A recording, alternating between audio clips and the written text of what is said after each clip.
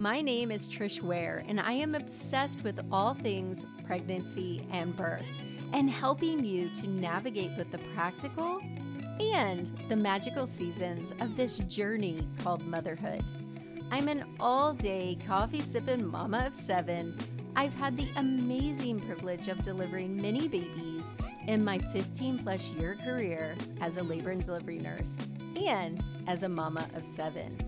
I'm here to help you take the guesswork out of childbirth so you can make the choices that are right for you and your baby. Quick note, this podcast is for educational purposes only and does not replace your medical advice. Check out our full disclaimer at the bottom of the show notes. Good morning, everyone. I am so excited about today's topic. It is not birth and it's not postpartum, but it is very important. Today, I'm talking to Allison Jandu about potty training. So whether you're pregnant or you're sitting there nursing your sweet little newborn, trust me when I say this is a topic that is going to become everything at some point. So welcome, Allison. I'm so glad to have you here. Hi, Trish. It's great to be here. Thank you. You're welcome. Can you tell everyone just a little bit about why you do what you do? Yeah, of course. I'm a mom myself. I have 2 little ones. They are older now. They're 8 and 6. But when I was potty training them, I realized that, hey, this isn't easy. And there just wasn't a ton of resources or science-based information out there that was easily accessible to figure out how to navigate this milestone. And my daughter in particular, who is the younger one, she struggled with a lot of constipation issues and things like that when she was a baby. And we just needed help. So I was able to work through it by myself eventually, but it sparked a little passion in me to figure out how to help other parents with this, because in talking to people, I realized that I definitely wasn't the only one who was struggling with it. And I was like, this should be a thing. Support and consulting out there for parents and so many other topics of parenthood and childhood that I was like, this should be a thing too. So I decided to put all of my spare time into learning as much as I could about potty training, early childhood development, human behavior, psychology, all the important factors that go into shaping the potty training experience. And here I am 5 years later. It's pretty incredible. And I know that I read that you have helped potty train over 5,000 babies. It's actually over 6,000 now. So yeah, it's been super well received just through my online courses, my private consult. It's been amazing. That's incredible. And I'm a mom of 7, so been there, done that quite a few times. And what I learned is that each one of my children, they were just vastly different. And so it's a learning curve, and it's a constant learning curve, because just when you think you know exactly what to do with the next baby, no, it's not. Right? Yeah. So today, you guys, we're going to talk about preparing to potty train, how to know when it's best time to potty train. And then we're going to talk about those initial potty training months. And that is just all consuming. Honestly, it really is. Let's just dive in. I want you to talk to these moms. Most of my audience are pregnant or brand new mommies. I'd love for you to just give them some tips to be prepared. Yeah, great. So glad that you decided to have me on to speak to this kind of audience today, because it really is important to start thinking about potty training before your child is at that age to actually begin the process, so that you can start some of those necessary preparations, not just from a mental standpoint, but just familiarizing your child with the concept of the potty, giving them some exposure to the bathroom, starting to talk about their bodily functions, all from a very young age. So that way your child, when you do attempt to start potty training for the first time, it's not something that they're hearing for the very first time. And that can really make or break the whole experience, because toddlers, when they're approaching that age of potty training, tend to start to get very comfortable with their routine. They thrive on predictability, knowing what to expect. They don't necessarily do super well with change or transitions very easily. So by giving them some background experience and knowledge and education and exposure from as young as infancy, really, they can you can really make that potty training experience easier and more enjoyable for everybody. And then it also helps the mom too, or the dad, or whoever's handling the potty training aspect of things, to mentally prepare for those upcoming changes so that it doesn't seem like such an overwhelming task to take on right when the time comes. I love that so much because I think it's really important that that time of preparation for both of you, because it's not, oh, all of a sudden, hey, here's this thing, and this thing might look a little Right. scary to you, but you're going to use it. Yeah. I think that's great. So like in line with that, what are some of the things that tangibly, as they're preparing let's go back a little bit, because I guess, how do you know like when you even start doing that? Do you have an age frame that you tell them to start familiarizing them? Would you talk about like maybe putting a potty in the bathroom? What are these things we would do? Yeah, 100%. So I usually suggest recommending introducing, like slowly, obviously not forcing them into anything right now, but when your child starts being able to sit up stably on their own, so like somewhere in the 6 month range ish. And that's exactly right. You can purchase a little potty. Obviously, when they're that small, you want to have like the independent floor potty that's safer for them to use and sit on by themselves. And then you can give them some exposure to that in between diaper changes occasionally, before bath time.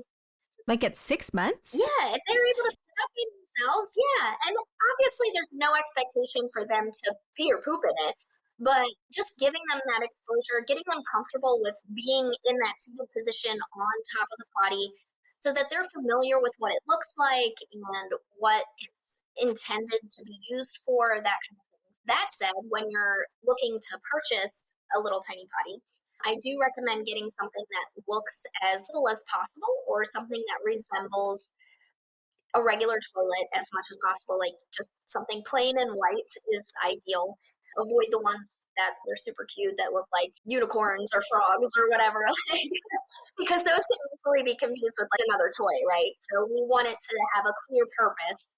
And you can keep it in your child's room when they're babies.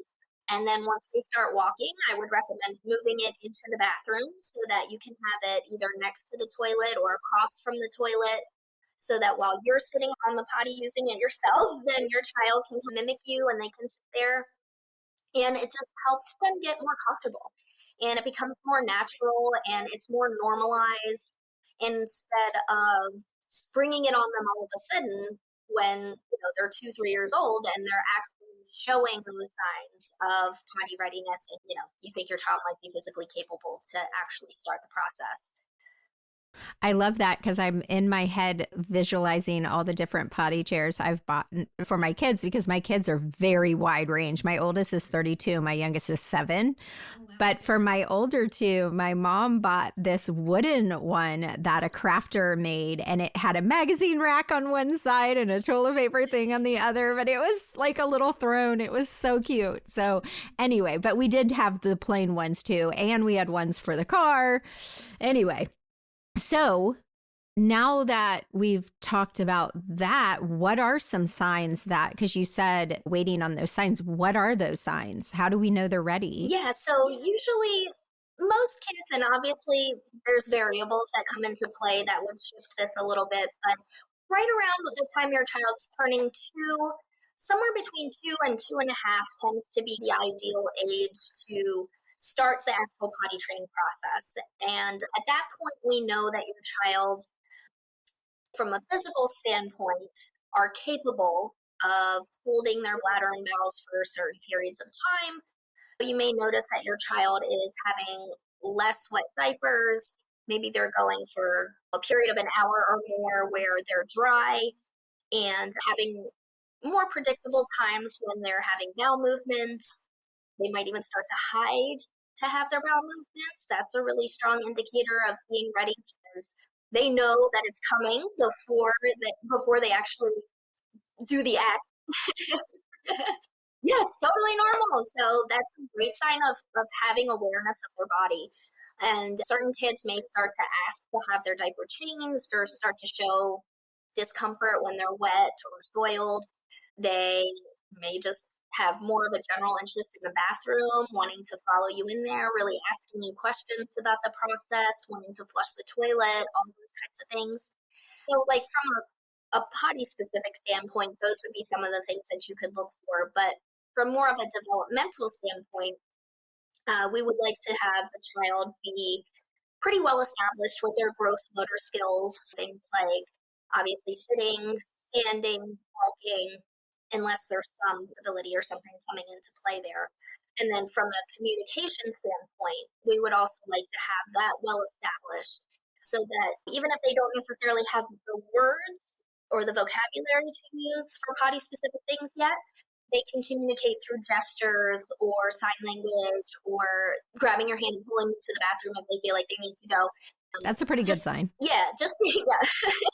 But we want them to be able to communicate their needs to us, and then we also want them to be able to understand simple 1 to 2 step directions as well. So if they have that receptive and expressive language present, then that's a great opportunity to start the potty training process as well. Okay, so let's say you have, this is in my years of parenting, this is what I've seen most. You have a parent who is ready, but a child who is not. So what are some signs that you get it started and this child just isn't ready and you need to lay low for a little while? Yeah, that's a great question. So the main indicator would be like an extreme kind of very obvious anxiety or fear surrounding sitting on the potty, surrounding releasing their bladder and bowels without a diaper on, maybe having some withholding behaviors where they're just trying to hold in their pee for as long as possible as opposed to either having an accident or using the potty. Those would all be signs that they're not quite emotionally ready for the process. And unfortunately, that's one of those things that you don't necessarily know until you start. But if you get it a couple days into the attempt and you're noticing those behaviors, then it's probably a good idea to kind of press pause and take a couple steps backwards, take some of the pressure off, and revisit it again in a few weeks' time or when you start to notice your child maturing a little bit from an emotional standpoint. That's so interesting because my niece, Kyla, my son and my niece were born a week apart. And my son was like completely potty trained by 16 months. This kid was done with it, which if you knew him now, you understand. He just, that's him. Yeah. But Kyla, on the other hand, was struggling with constipation, and her very first poo on the toilet or on the potty chair, she associated that pain with that potty chair, and come hell or high water, that kid was not gonna poop on the potty chair. It took my sister forever. So do you see that as well if they associate a bad experience? Oh yeah, totally. Super common. Poop issues is probably the number one reason why people reach out to me for help with potty training because poop issues suck. Coming from someone who has IBS, I get it. Right. Little ones, I get it. Something that should be so natural it can really cause so many problems. But yeah, you're exactly right. If they end up getting a little bit constipated as a result of maybe trying to withhold because they're a little worried about what it's going to be like to poop without a diaper, and then they end up constipated, and when they finally do go, it's uncomfortable or painful for them, all of a sudden, it's the potty that caused that pain. They just made that immediate connection between the two. This is what's different. So logic would tell them that is the reason why they were in pain just now. And that can really disrupt the process a lot for kids. If you have a child that's prone to constipation or is gone a couple days and you notice that your child hasn't gone to poop since you've removed diapers, you definitely want to try to be proactive and treat for the constipation before it gets a chance to develop and cause that painful experience for them. So that's what I always tell parents to look out for. If you have a child that's prone to constipation, start treating for it before you remove diapers, even to ensure that they're just continue to poop comfortably and healthily, so that way it doesn't become a problem, or it doesn't have as much of a chance to become a problem once they actually start using the potty.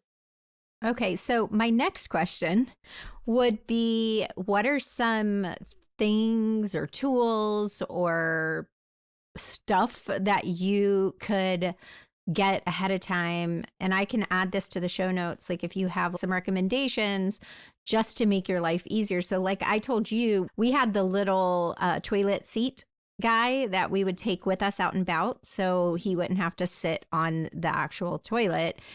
And then I had a little potty chair in the back of my SUV because that, yeah, truthfully, with boys, it's just so much easier. You can just pull over and go.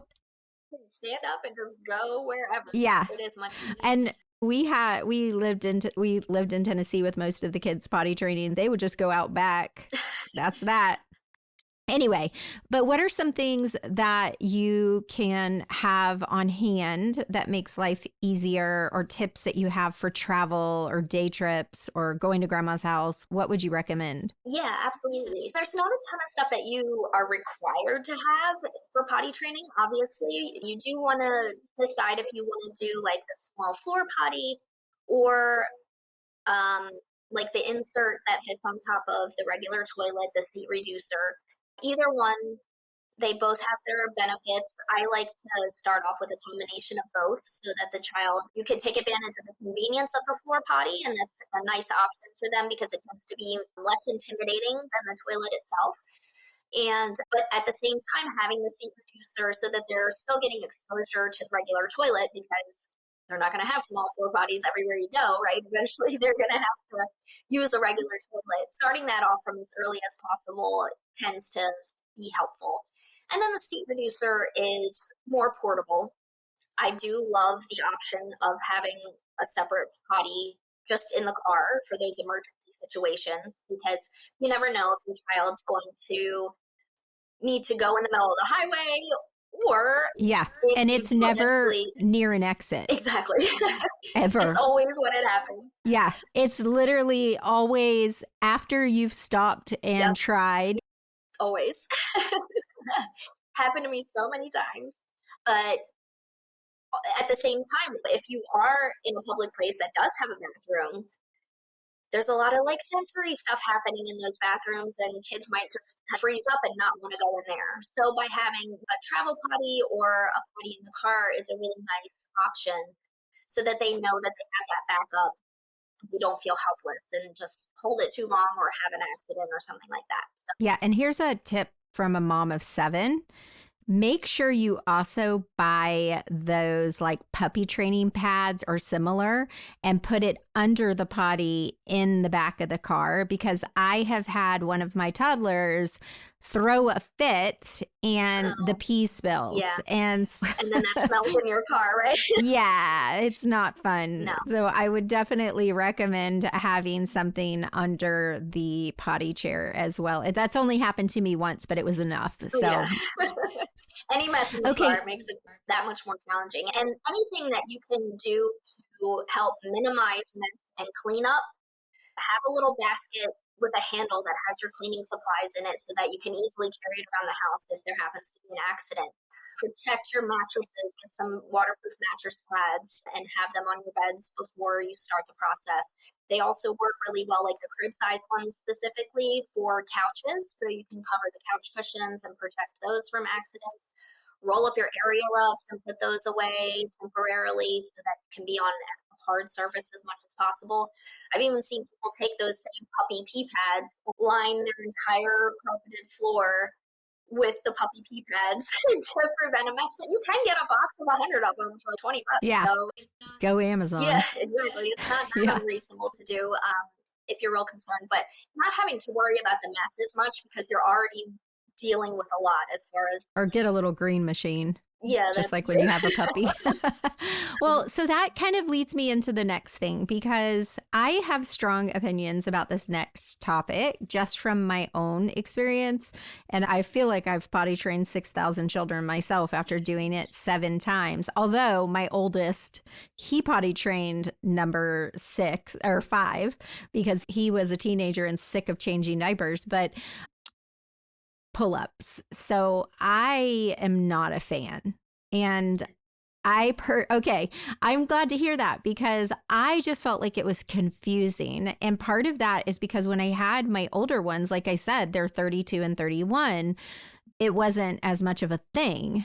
The big thing when they were born, you guys, was they had pink and blue diapers. So Ian had pinstripe blue diapers that look like a little suit, and my niece had pink flowered diapers. And we just thought this is the coolest thing we've ever seen because back then you just had plain white diapers. But anyway, I never really was a fan. And then I don't remember I didn't really have the option. And so then with the child that I used them, that was one of my most difficult paths. And I blame it on the pull-ups. Yeah, they can definitely prolong the learning process. Because they feel like a diaper. Yeah, they're marketed as a potty training tool, but they're really no different than a diaper. The only difference is that it's the way that they go on, right? Instead of passing on the sides. Yeah, and kids are smart. And exactly, kids are smart. They know it. They know that it's going to contain the mess. Like there's no real consequence or reason to not use the pull-up. The only time that I would say that it's a good idea to maybe use pull-ups would be the interim before you officially start potty training. Maybe you start doing some standing diaper changes in the bathroom and that kind of thing. If you have a child who's a little bit on the older end of the spectrum, so that they can start to get practice with the motion of dressing and undressing themselves a little bit more realistically. But when it comes time to actually start using potty, the pull-ups are not helpful. It's just going to send mixed signals. Your child's going to be like, do they want me to use the potty or is it okay to go in my pants? It's just not setting a clear expectation. And as much as I think one of the biggest pain points of potty training is dealing with the accidents and dealing with the mess and then changing clothes and all that kind of stuff, that's important. That's important in the learning process. And the accidents are a real part of it. And the more accidents your child has, most likely they'll start to learn a lot faster. So by using the pull-ups, this is a life lesson 101. This is for all of us. The more you face your consequences, the quicker you learn the lesson. Yeah, and it's scientifically proven, right? Like the more mistakes you make, your brain starts working harder to prevent you from making the same mistake again. So the same thing applies to potty training. We want your child to have accidents. It's going to help them learn so that they can feel what happens between the feeling they had in their body before they went, when they went, the end results of being in their clothes or whatever and it not being contained. And the pull-ups really diminishes that. Most of the time the pull-ups are so absorbent that they can't even feel that they've had an accident. It's not necessarily helpful in the potty training process itself. I love that so much because I just, as a mom of lots of children, I learned that myself because I saw the difference between my kids who didn't have the option of pull-ups. And I also tended to lean more towards just regular underwear and not those thick ones. I personally felt like the thick ones made like it was just not, it just absorbs so much that sometimes what I found is they would pee and then not tell me and then maybe pee again or something to that effect. But another tip that I would tell you guys is that they discover their bodies real quick when you take off those diapers and put underwear on. So don't be surprised when you're out in public and they have their hand in their panties or touching or whatever. I was like, what is happening? It's so funny. Totally normal and no shame there. It's fine. We all need to discover our bodies. So this is normal. So one thing that I always recommend to moms is that those initial couple weeks, don't overschedule yourself because I feel like the more you do things and go out and about, the more likely you are to get more overwhelmed and react emotionally to your child, this is not the time where you're doing tons of play dates or going to story hour or going on a road trip or whatever. It's like potty training is it. Would you agree? Yeah, to a certain extent, I do agree with that. I don't feel like you should have to feel like you're held hostage or anything just because you're potty training, but you're right. You definitely don't want to have too high of expectations and overschedule yourself with a bunch of stuff that would be stressful with a toddler without the potty training involved. It's definitely important to put potty training at the forefront and to, I think, understand before you even start the process that it's not just a couple day thing necessarily. It is a process. There's going to be good days mixed in with the bad days and vice versa. It's going to be something that takes time. There's a lot of talk about these potty training a day or 3-day potty training. And I haven't heard that talk. That is not true, y'all. yeah,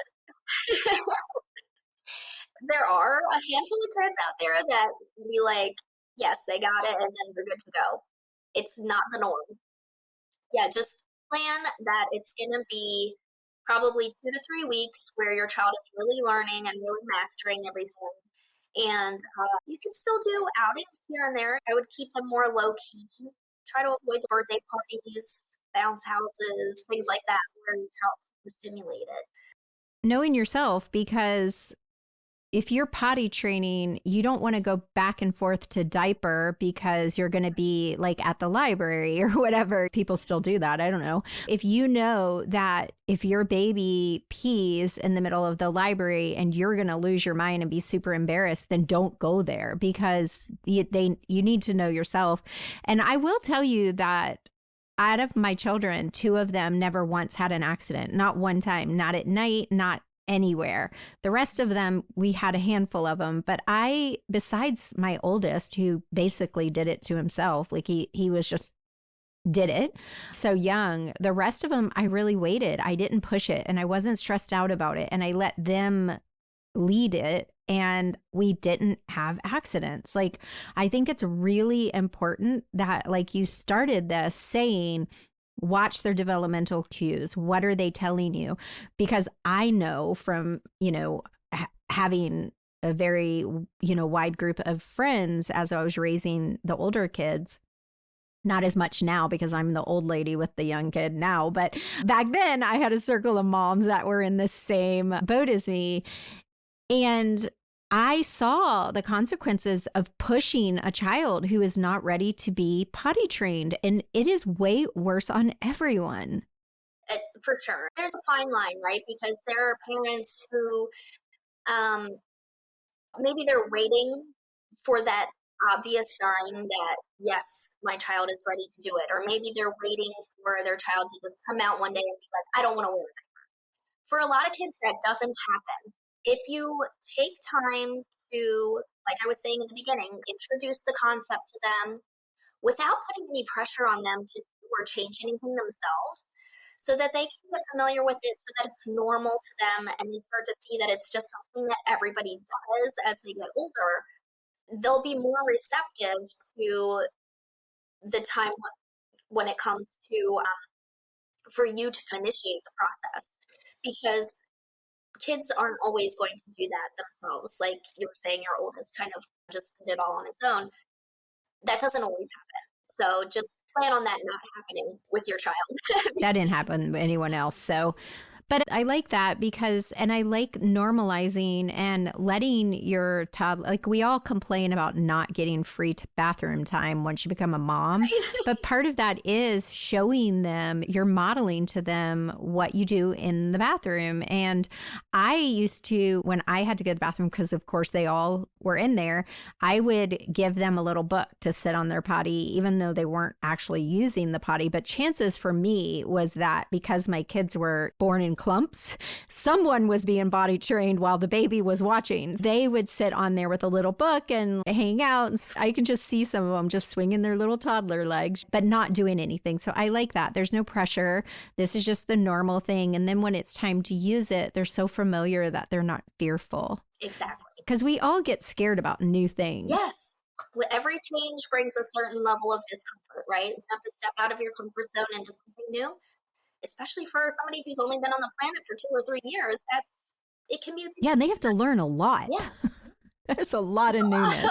Oh, I love this topic. And I'm so glad that you came on and shared this with my mamas, because there's just so much for us as well as new moms to learn. And it's like, here we've been using the bathroom our whole life, and now we have to teach somebody how to use it. It's what? Why is that? It's so mind boggling, but it is what it is. But so thank you so much for coming. I'd love for you to share with my listeners where they can find you and what you have going on. And for those of you guys listening, I'm going to have some links in the show notes so that you can access Allison and her incredible potty training courses. Yes, thank you. So my first recommendation would just be to give me a follow on Instagram at Potty Training Consultant. I'm always sharing a lot of free tips and information over there. As Trish was saying, I have a whole suite of online courses for all different topics, from just getting started with the process all the way through troubleshooting certain issues like nighttime training and poop training. Yes, of course. That's the tough one. It's a hot topic. And then I also have my children's book, which is How Do You Poo? It's a great opportunity to, like we were saying, start normalizing the concept of not just using the potty, but talking about poop itself, so that if your child doesn't feel like poop is something that you have to keep secretive or shameful or something that we don't talk about, it can make them more comfortable with pooping when we don't have their diaper on anymore. So I love that so much, because like my girls listening know that I am such a poop phobe, not for anyone else. And I always have to preface this because I don't want my patients to think, oh my gosh, if I poop during delivery, Trish is going to freak out. I don't care if you poop. I do not care. Doesn't bother me.